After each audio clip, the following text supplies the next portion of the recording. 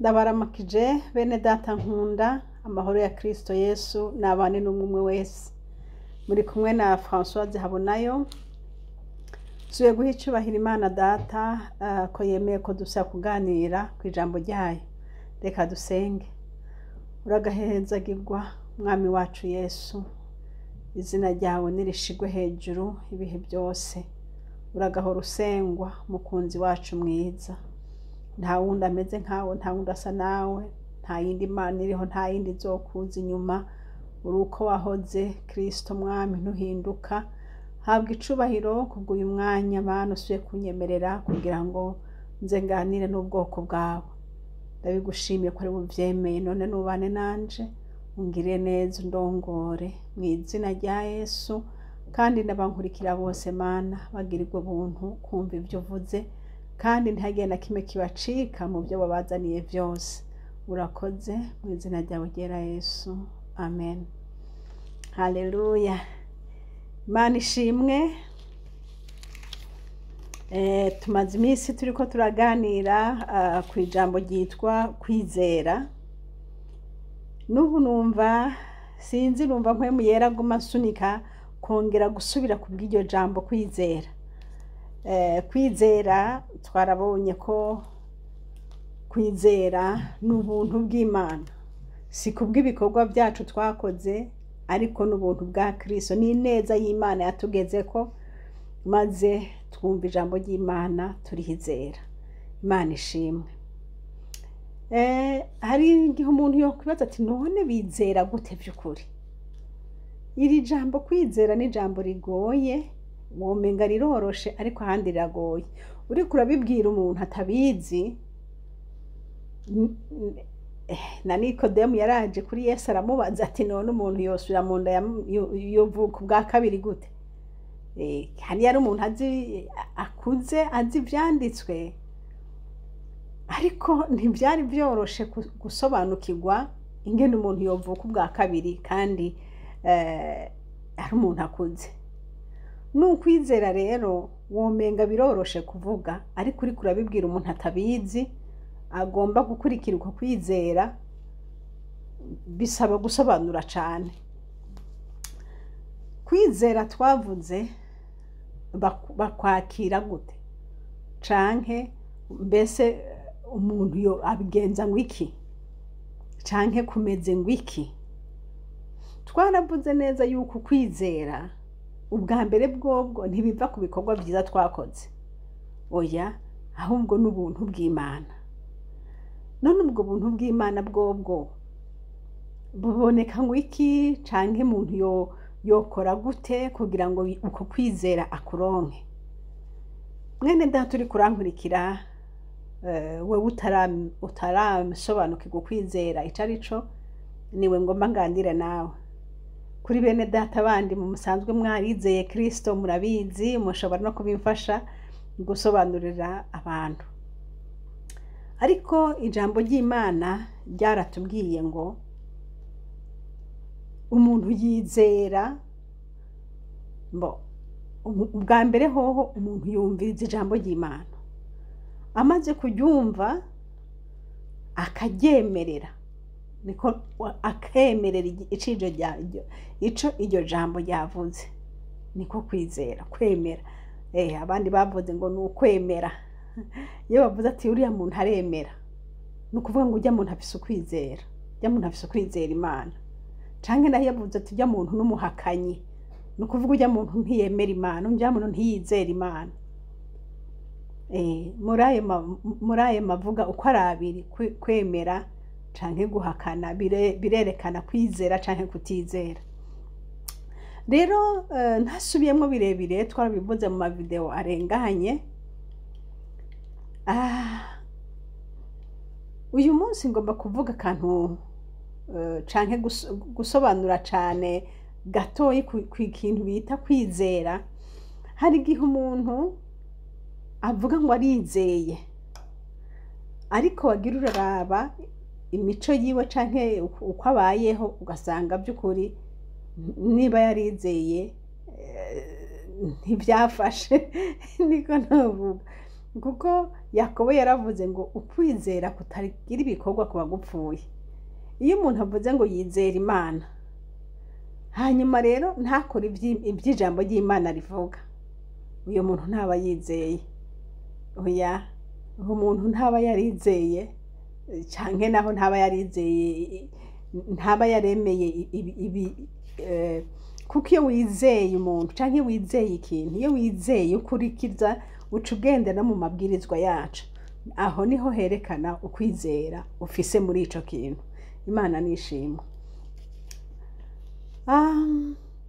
Hari ukundi kwizera, ukwizera nako gukora ibitangaza. Ariko imbere yuko tuja mu kwizera ko gukora ibitangaza, reka tubanze twinjire cane muri uko kwizera kugira ngo na mwene data atabisobanukiye mu mavideo arenganye ashobore gusobanukirwa kwizera nawe ahite yizera. Intego yacu sukuvuga ngo tuzanye ibindi tuje kwigisha by'abandi batazi, oya, ariko intego yacu no gufasha uyo yifuza kwinjira mu gakiza, kwinjira mu kwizera. Ushobora kuba wamugenda mu rusengero ukibaza ngo uko niko kwizera, wapi? Ushobora kugenda iminsi yose bagusengera ukibaza ngo uko niko kwizera, wapi? Ukwizera kuva mu kumva ijambo ry'Imana. Ushobora kugenda imyaka myinshi mu ijambo mu rusengero, mugabo hakagera umunsi umwe ugahitamwo ukavuga uti aha rero jewe ndemeye. Umuntu iyo wumvise ijambo ry'Imana rikagushika ukumva ko mu mutima ati iryo jambo kweri, ukumva ko rigushitse, ukaca wugurura umutima ukakira. Hariho abandi babaje Yesu ati none, sinzi ko ari Yesu babajije, nuko babajije bari bagiye kuvuga ubutumwa, hanyuma bahejeje bacavuga ati none tugire gute? Iyo wavuze hanyuma wigishije hama umuntu akaba ati none ngire gute? Nukuvuga ngo aba yifuza kumoriyanta, kumwereka ingene ari bukore kugira ngo nawe akizwe, aronka ko gakiza. Agakiza kabonerwa muri Kristo Yesu. Gute se? Agakiza kabonerwa mu kuvuga ngo egome, mwami wanje, ngwino umbere umwami n'umukiza w'ubugingo bwanje, ukavyemera, ukemera. Ni ukwemera, ukugurura umutima. Hari abandi bacavuga ati ni bande bagomba kwakira Yesu muri kano kanya? Sinzi muri kino gihe abantu ntibakibivuga, mu masengero menshi ntibakibivuga, ariko nibyo bikwiye. Uheje kwigisha ijambo ry'Imana ukwiye guca uhamagara abantu baza kuri Yesu, ukavuga uti ninde yifuza kwakira umwami Yesu? Ubu byifuza naze hano imbere. Ucubona abantu bahaguruka kuko hajya mu mutima wa wamaze gutsindwa n'ijambo ry'Imana, usigaye mu mutima uvuga uti none gikurikira ni ikihe, none tugire gute? Rero iyo umuntu ahamagaye abantu baca bahaguruka ati uti ngwino hano, abagomba kwakira Yesu nimunze hano. Ukatubona barahagurutse bakagenda hajya imbere. Ijye guhaguruka ni sinye niniya cane kuko biba bivuye mu mutima wemeye, biba bivuye mu mutima wemeye. Ugahaguruka bose bakubona ukagenda hajya imbere bakagusengera. Hajya Imana yo Satani rero akunda gufatira abantu hajya akakwereka ngo yo ngo urahaguruka ngo nakakubona ngo yo ngo heraba ngo he ngo Satani akaguca intege akakubuza. Ariko iyo uvuga uti mu izina rya Yesu, kumva ko Satani jewe ngomba Yesu, kacu ugenda akagusengera. Haleluya. Yo bizana amahoro, bizana umunezero. Womenga ni ikintu gito ariko ni ikintu kinini. Ijambo ry'Imana yava ngo mwijuru ngo abamarayika ngo bagira umunsi mukuru y'umunyabyaha uyu umwe yihanye. Umunyabyaha umwe yakiriye Yesu mwijuru bagira umunsi mukuru. Imana ishimwe. Rero nababwiye ngo umuntu yemerera ijambo ry'Imana, ukemera ko Yesu Kristo aza kukubera umwami n'umukiza, ukemera ko uri umunyabyaha kandi Yesu ko ashaka kuguharira ibyaha byawe byose, ugaca ugenda bakagusengera. Kandi bamaze kugusengera numva uba wakiriye Yesu, umutima wawe uba winjije Kristo Yesu. kandi uwo mwami winjije nawe n'ukuri n'umwami wo kwizigirwa. Ndamushingira intahe uyu mwami ntahemuka, acaza akabana nawe akagufasha, akakwigisha, akagufata ukuboko, mbese nawe iyo umugize umugenzo ukumva nyene ko ufise Imana bigenda neza, kuko umaze kumugira umwami ni ukuvuga ngo abaganje nawe ukwiye kugenda uramwumvira. Umwami w'ubugingo bwawe, umukiza wawe, abagukijije urupfu, agukijije kuja Gehinomu kubwo kwihana ivyaha vyawe, kandi yemeye kuba umwami wawe kuko yemeye kuzohora kurongora. Nawe ufise inshingano canke devoir canke igikorwa co kugenda umwumvira muri vyose. Imana ishimwe. Rero kwa kwizera rero navuga ku igice ca kabiri, kujana no kugenda umwumvira. Ubwa mbere wamwakiriye, ubu naho ni ingene mujana nawe. Ingene mujana nawe rero, ujana nawe mu kwizera. Imana ishimwe. Gute? Mu kwizera ni igihe Imana iravuga ati ndi kumwe nawe, ntutinye, nzogufata ukuboko, ntutinye. Kwizera kuvuga ngo emera ivyo akubwiye ko ari ivy'ukuri. Ko mvuze ngo azobana nawe, ko mvuze ngo azojana nawe, ni ivy'ukuri, vyemere. Imana ishimwe. Uko niko kwizera, kwemera. Dusomye mu Baheburayo, hariya mu Baheburayo igice c'11 ku murongo wa mbere no wa kabiri, haravuga ngo ukwizera, harasobanura neza ukwizera ico arico. Ukwizera ngo bavuga gute, ndaharabe, ngo ni ukwemera udakekeranye ko ikintu kitazoba. Ngo ukwizera n'ukumenya gose ivyizigirwa, udakekeranya ngo ntibizoba. Kwa kugendana na Yesu rero wamaze kubona, uca ugendana nawe mu kwizera, no kuvuga ngo ico akubwiye umenya ko ari ukuri. Yesu n'umwizigirwa, ivyo akubwiye byose ni ivy'ukuri. Avuga ati ndi kumwe nawe, ntutinye. Niko biri, ari kumwe nawe kandi ntutinye. Rero ukwizera ngo nukumenya gose ivyizigirwa, nukumenya gose ivyizigirwa. Iri jambo avuze ati ngo tujane hariya hakurya, hamwe ntanga karorero, hamwe yabwira abigishwa ati ngo tujabuke tugende hakurya. Ivyizigirwa nuko muza gushika hakurya, kuko Yesu yabivuze. Nukumenya gose utabikekeranya yuko muza kujana na Yesu kandi muza gushikayo. Imana ishimwe. Hanyuma ngo udakekeranya ngo ntibishobora kuba, kuko Yesu yavuze nuko nyene, niko kuri. Ico Yesu yavuze nuko nyene. Kwizera rero nukumenya ko ivyizerwa ari ivy'ukuri, ntubikekeranye. Ngo kandi ibitabonwa niko kubitumenyesha ko ari ivy'ukuri. Ukwizera rero ntuhagarara mu vyo ubona.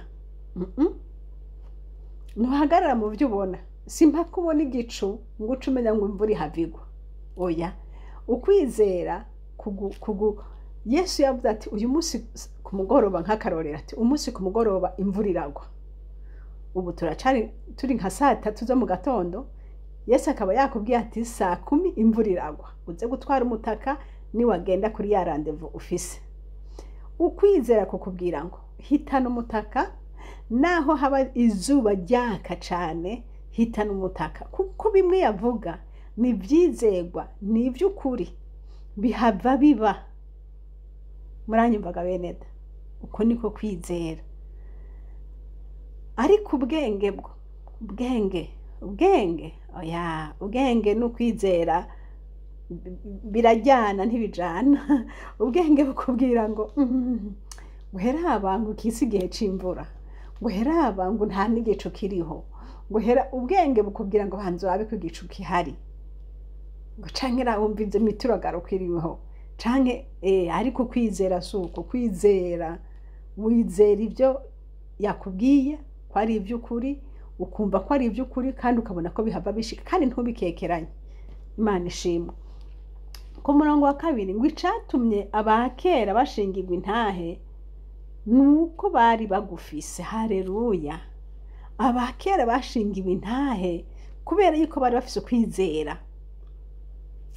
Benedata, iyo umuntu afise ukwizera ni ikintu ciza. Kwizera kugutuma ugenda wumvira ya Mana mugendana, ikavuga nawe ukemera. Ikavuga nawe ukemera. Rimwe na rimwe uzohura n'ibitsitaza byinshi, kuko abantu benshi batakigendera mu kwizera. Abantu benshi ahubwo bagendera mu bwenge, abantu benshi bagendera ntabwo bagendera mu kwizera. Kuko kwizera kugusaba kwiheba no kwiyegurira mu Mana neza. Ukwizera,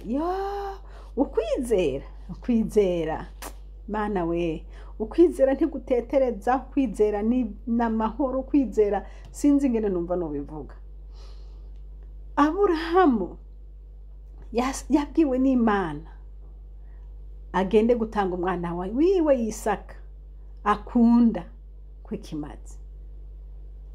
Umwana afise ari umwe, umwana yahawe mu butama, umwana ashize ku mutima wose, ariko kwa kwizera kuko yumviye Imana aca arabikora. Kwizera ni ukumvira Imana Beneda, ni ukumvira ijambo ry'Imana, nako no bivuga, ni ukumvira ico Imana yavuganye nawe. Yesu nashimwe. Za ntahe zose twagiye turababwira zihagaze mu kwizera. Atari mu kwizera ntivyokunda. Narababwiye ingene nagiye kuvuga ubutumwa ubwa mbere mu gisagara c'Ingozi. Ntahazi, d'abord nari umunyeshuri niga kuri Esta, narababwiye. Ariko kugira ngo mveho ngende kandi ndi muri hopo medicale ntivyari byumvikana. Ubwenge bwavuga bati ntibikunda, era buragwaye, none ugenda gute? Ariko kwizera nako kwambara ngo Yesu akambwira ati ntawe uzokubona, nta nico uzoba, nta na kimwe. Kw'Imana yavuze ndagiye, ntawe uzombona wo kw'ishuri n'umwe. Niko vyabaye. Ukwizera kwantumye numva nkava Bujumbura ntafise amahera, kubera yuko Imana yavuze ngo genda ndabana nawe, genda ndaguha ivyo ukeneye vyose. Narababwiye navuye Bujumbura ntafise amahera 20, ngenda kuri bus ico gihe yamvana kwijabe gushika muri ville aho dutegerereza ijingozi. Narababwiye Benedata, kuva muri ville ngenda Ingozi nta n'urundi ruceri rumwe nari mfise, kandi ari ngiye kuri mission y'Imana. Ariko Imana yambwiye, yatumye umukozi wayo ngo aze kumbwira ngo Imana niyagutuma ngo uzogende, ngo ntuzuvuge ngo nta mafaranga mfise.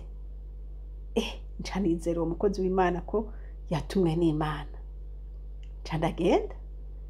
None nshitse kuri bus nicaye narabashingiye intahe, niho umukozi w'Imana yacaza ambaza ngo François ngubwiye ntingiye Ngozi. Ngo ngo kutambwiye ngo ndagutume, werega ni wacu. Ntavyo narinzi. Aca mpa amafaranga ambwira ngo nze kugura ifanta mu nzira. Naye amafaranga niyo yari tike, niyo naciye ndiha. Ariko naza nicaye muri bus, hahandi bus irindiriye ko abandi bapasaje binjira. Ukwizera nuko. Ukwizera ntigusaba ngo banze uronke hanyuma ukore. Oya, umvira hanyuma ibisigaye birakurikira. Uko ni ukwizera. Ukwizera niko kwantumye ngenda ngashikayo ntafise n'umuhana n'umwe nshikiramwo. Ariko kuko Imana yavuze ngo haguruka genda, ndahaguruka ndagenda. Imana ishimwe. Ukwizera sinzi ngene babwira.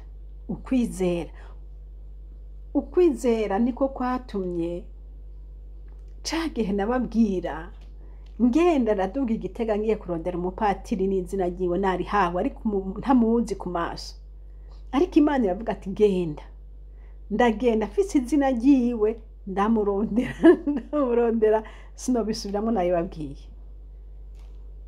niko kwizera ndagenda kandi naramuronse kuko Imana yavuze bene data Imana tuvuga ni Imana y'ukuri ni Imana yo kwizerwa Imana ivuze woshidikanya kubera iki rero ukwizera mu ijambo rimwe ni ukumvira Imana ni ukumvira ivyo Imana ikubwira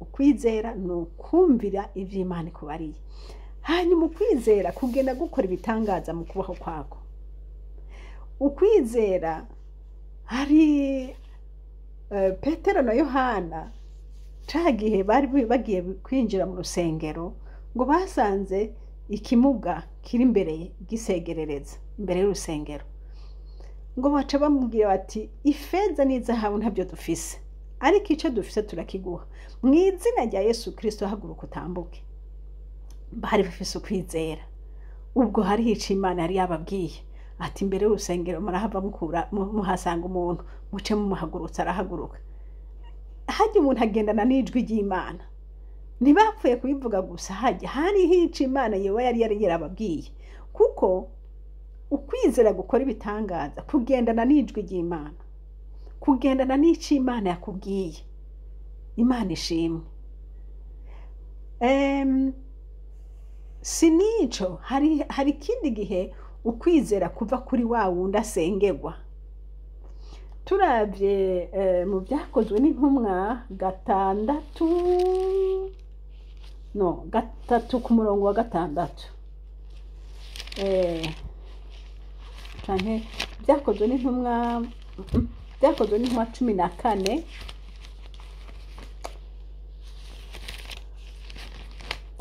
14 ku murongo ku murongo w'umunani n'uw'icenda haravuga ngo irusitira hari umugabo yaramugaye ibirenge uhereye aho yakaviriye mu nda ya nyina ntaho yari yarigeze gutambuka uwo yumva Pawulo avuga nawe amuhanze amaso abona ko afise ukwizera ko gukira avuga n'ijwi rirenga ati haguruka n'ibirenge byawe neza arabaduka aratambuka haleluya ngo yabonye Pawulo ngo yabonye afise ukwizera ko gukira uyo muntu yaramugaye Pawulo amuranze amaso yabona afise ukwizera ko gukira aca avuga ati mu izina rya Yesu haguruka utambuke haleluya uyo mugwayi yari afise ukwizera ko gukira rero ko kwizera ko gukira kuvana n'ijwi ry'indani mu mutima wawe rikuvyurira ukwizera rikuvyurira ukumva ko ico kintu gikoreka uko bimeze kose kirakoreka Yesu ashimwe kandi iyo conviction umaze kuyumva muri wewe biba bikoreka by'ukuri Imana ifise inzira nyinshi zo kwiyerekana ifise inzira nyinshi zo kuvugana n'abantu bayo ifise inzira nyinshi mwene data uri kunkurikira ukwizera wamana ukwizera Imana ijambo ry'Imana rivuga ngo uwutizera ntibishoboka ko ashaka guhimbara Imana aha iyo turiko turavuga ukwizera bishoboka yuko utarahura n'umuntu atizera igihe uzohura n'umuntu atizera niho uzosobanukirwa ukwizera ico arico umuntu atizera Imana arakwemeza yuko iki gitabo Bibiliya atacirimwo ibi bintu atari ivy'ukuri umuntu atizera ntiwomubwira ngo Yesu arakiza ngo akwemerere ahubwo yavuga ati ndangira umudokiteri ngende kwa muganga umuntu atizera nta kuntu na kumwe womubwira ikintu na kimwe cy'uko ibimuga bimuguruka ngo avyumve avuga ati barababesha bajye n'abafunga kiwani kumbure baba sinzi kwizera Imana iyo Mana twarayizeye tugenda tubona ibitangaza n'ibimenyetso. Jewe Benedata ndiko ndabashingira intahe, ndi imbere y'Imana simbesha, mbeshejweho no kwizera. Imana ivuze iti haguruka Françoise gende hariya naho haba mwijoro, ndavyuka. Ndavyuka. Imana ivuga ati ubyuke saa 9:30 ugende muri saro upfukame, hari ico nza kuvugana nawe. Emwe nguma nicaye nkayirindira iyo saa 9:30 igashika, nkagenda hahandi yambwiye, kandi vy'ukuri nca ndabibona. Niko bimeze. Imana ivugana n'abantu bayo, Imana igendana n'abantu bayo. Mwene data umwe yarambajije ati none François ziye ntahe zose watubwiye, jewe uko maze imyaka 20 narihanye kandi ndi umukozi w'Imana, none je ko ntahora ndabibona mu bugingo bwanje, secret iri muri ibya niki ugenza gute? Shaka nawe wimva uti mbega none umuntu abigenza gute? Nta kindi ukwizera. Ukwizera no kuvuga ngo Imana ivuze nawe kora. Imana ivuze iti caha. Kwa kundi yabwira babarovyi ati terera urusenga, sinibuka bavuze ngo terera umukuryo canke mu kubamfu, sinibuka uko yabivuze, ariko ngo baciye bambwiye ngo twakesheje ijoro ryose twaboze. Kandi bari ba specialiste bo kuroba, bari babikoze mu gihe kirekire, bari babizi, bari bazi igihe ifi ziboneka n'igihe zitaboneka. Ariko Yesu arababwira ati terera urusenga hariya. Bavuze ngo kubw'ijambo ryawe ngo ndaterera urusenga. Haleluya. Ushobora kuba wagerageje ibindi vyanse, ariko kuko Yesu yavuze, mweneda, kuko Yesu yavuze ukore. Ntukishimikize ubwenge bw'iwawe, oya, ariko wishimikize ijwi ry'Imana. Wishimikize ico Yesu yavuze, kuko Yesu ibyo yavuze byose ni ukuri. Benedata mwamana ukwizera Imana, ndabifuriza kwamana ukwizera Imana, kuko ukwizera ntigutetereza, kandi ngo ukwizera kurarema. Ukwizera wowe kora uko Kristo akubwiye, hanyuma ibisiga birabika bitikora. Yesu nashimwe. Mu majambo make ukwizera niki? Mu majambo make ukwizera no kwemera icyo Umwami akubariye, uco gikora utabanje kuvuga ngo none biragenda gute, mbega none bica hehe, mbega none bimene ngwiki ngwe kaye singenda. Ushobora kuba ari ikintu ubona yuko umenga ntigishoboka. Umunsi umwe Umwami yambwiye ijambo numva rirananiye kwemera. Yambwiye ati uyu munsi, yambwiye ati ejo ntuzugende ku kazi, uzogume ngaha muhira. Ndavuga nti byo nosiba ku kazi gute? Ntibishoboka. Ejo honyine mfise programa, kandi iyo programa iraba abanyeshuri nigisha. None wumva nosiba gute? kandi hari programa indaba jewe ku kazi n'abanyeshuri banje. Ndavuga nti ntibishoboka Mana, ntabara. Ariko Imana yavuze. Beneda, Imana niba warayigize umwami wawe by'ukuri, akaba ari umwami wawe, umwami baramwumvira ntiba diskite. Ndavuga nti Mana, oyaye ntibyoshoboka, iyindi minsi byo ukunda, ariko ejo ntibishoboka, ari programa ikomeye. Hanyuma Imana none kwitavuga kabiri, ntivuga kabiri, yihorera, irahakikisha ko gusa wavyumvise gaca yihorera. Nanje rero ca ndavuga nti ndagenda. Bukeye mu gatondo ndagenda ku kazi, ko numva ko bidakunda, ko numva bidakunda, nawe no bigusobanura ko byari bimeze, wumva nyene bitokunda.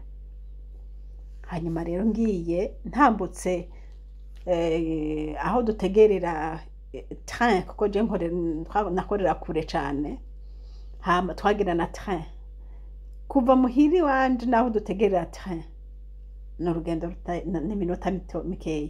Napfuye kuva muhira ndagenda ngiye gutegera iyo train nashitse imbere gatoya bya birato byanje mu kirenge bica bimpirako gusha umuriro. Ivyo ndabibabwiye mwo kumva umengana ibintu bitabaho, ariko ndiko ndagenda numva ibirato kuba byari byahiye munsi, nkagenda bikagenda bifata biciye ku tubuye, bifata biciye ku byatsi, bifata biciye ku bifata, ngenda umengana ibintu mbega n'ibiki, kuraba nsanga ibirato biriko birasha munsi. Niho navuga nti Yesu we nikarabaye, yo Mana yanje ngire gute, nsubira inyuma mpindura ibirato? Oya, mbandanye basi nshike muri train, nca ndica ndabikura, nca nza kugura ibindi nshitse ku kazi. Mwami Yesu, Satani ngo bandanya nta ngorane, ngo bandanya uko mbandanya ikirato gihimbuka nti Mwami Imana karabaye. Numva nk'ijwi rivuga mu mutima bukebuke ngo subira inyuma, irindi ngo yaye ngo bandanya. Ndabura ico mfata nico ndeka, haca haza irindi jwi nk'ijwi rije nko mu bwenge ngo telefona naka. Telefona umuvyeyi umwe muri abo bana, ndamuhamagara acambwira ngo yo ngo twabuze nomero zawe mwigisha, ngo urumva ngo yo ngo naka ngo yagwaye, ngo nanaka yagwaye, ngo none ngo turagusabye ngo ukuri ngo biki ngo mutubwire ko ngo yuko ngo bagwaye abana ntibaza. Nimurakoze. Cha telefone abakorege ndababwira nti ntibishoboka kubera yuko babana bagwaye. Ngo kengo saba Françoise ngo basi ngo tuzosohoka kuwa mbere uwo munsi hari vendredi. Urumva sinabaye nkigenda ku kazi, ca ndahindukira. Benedata, Imana ntiyari yavuze, yari yavuze. Iyo nari kuyumvira sinabanze ibirata n'ibyabikubanza kumpirako, ariko ibyo byabaye gutyo kugira ngo Imana inyereke yuko Imana ifise ububasha bwose. Uwo nsobanura gute ibirato bishaka gusha gute? None byagenze ngo iki? Naho ye mu muriro, hari umuriro wova he? Wova he? Naho nyoye kuki? Ariko Imana hari mu kwezi kwa gatanu mwikaburimbi ibarabara byo mu gisagara. Ariko ngomba kukubwira ngo Imana dusenga, Imana dusenga, iyo ntahe ndayicishije kwa n'agaparanteze ndabashiriyemo, kumbura ubundi munsi bikunze nzobabwira iyo ntahe neza. Kuko ni ntahe nini ya cyane, ariko ako kantu kuko Imana yarimbye ngo singende, hari iki yagomba kunsigana ndakora iki, ariko yarivuze nabwiza kumvira. Rero kutumvira kujana n'igihano, benshi baguye mu bihano kubwo kutumvira. Yesu yangiriye imbabazi, amaguru yanje ntiyahiye, yangiriye imbabazi, ntiyari ishaka kumbabaza, ntiyari ishaka kunturira, ariko yari ishaka kunyereka ingene bishoboka. Yesu nashimwe. Hari abandi bagize amaksida baravunika, bamara imyaka n'imyaka ku gitanda kubera kutumvira. Mwene data, ukunde Yesu kandi umwumvire. Niba waratoye umwami ko akubera umwami koko, umwami baramwumvira, umwami ntibamugabira, n'abami bo mwisi bo kwerekamwe bo bagabira. Ariko data we arushizaho gukomera. Imana irakomeye gusumba abandi, tuhore tuyumvira, tugendanirayo uko yasezeranye. Umwami wacu arabishitse. Abakera bashingiwe intahe kuko bari bafise ukwizera. Haleluya. Kandi nawe nshuti yanje wamana ukwizera Imana, na vya bindi vyose wakoze kubwo kwizera n'ibindi data ati azobikwereka ni wagenda ushishikara umwumvira. Kuko kumvira Imana niko kugenda kutwereka, kudukingurira imiryango umwanzi aba yaratwugariye kubwo kwizera. Yesu abahezagire, Yesu abagirire neza. Ndibaza ko kino cigwa cyo kwizera ngira ngo kigarukiye ngaha, ubwo umwami azokongera kutuha uwundi mwanya tuzokongera tuganire ku bindi. Imana data ibahezagire mwese. Haleluya. Kristo Yesu, haleluya. Urakoze mwami Imana, urakoze, ni wowe kwizerwa kuko ni wowe uvuga ijambo karishitsa. Ni wowe kwizerwa mwami Yesu Kristo kuko ni wowe utazi kubesha. niwe kwizerwa Mana, kuko niwe ukora ibitangaza n'ibimenyetso, ibyo tubona ibyo tutabona byose mwami Yesu, duhagaze mu kwizera byose turabibona, kuko kwizera ngo umuntu abona ibitarabonwa, akabona ibitarashika, ariko mu kwizera akabanza kubibona.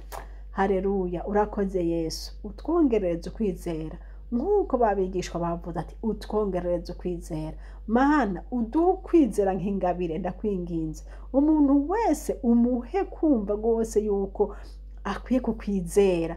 Niba waravuze ngo uwunyizera niba naho azoba yarapfuye azobaho, mwami Yesu niko biri, ukwizera wese azongera abeho, uhabwe icubahiro.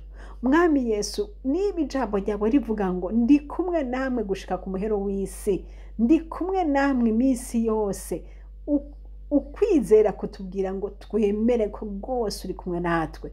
Mana, ndasengeye mwene data ariko arankurikira kugira ngo umugabire kwizera, umuhe kwizera mu izina rya Yesu. Wirukanye ugukekeranya muri twebwe, wirukane ugukekeranya ngo ibi bintu sivyo, wirukane ugukekeranya mu izina rya Yesu, kuko ugukekeranya yonga umuntu w'imitima ibiri, mwami wanje, ngo uyo muntu ntaje azokuronkako. Mana, urakoze kudufashije, utugirira imbabazi aho twakekeranije, utugirira imbabazi aho tutagize ukwizera gushitse, utugirira imbabazi aho twagendeye mu bwenge bw'ubupfu. Mana, ariko uduhe kukurindira no kwama tugendana nawe. Ndabigushimiye ko byumvise kandi ubidukoreye, mu izina ryawe ryera Yesu, amen. Mwari kumwe na Françoise Habonayo. Nomero za telefone ni za zindi, ni +46 768 00 65 46. Kandi iyi shene turiko ni Chaine Habonayo. Imana ibahezagire mwese, amen.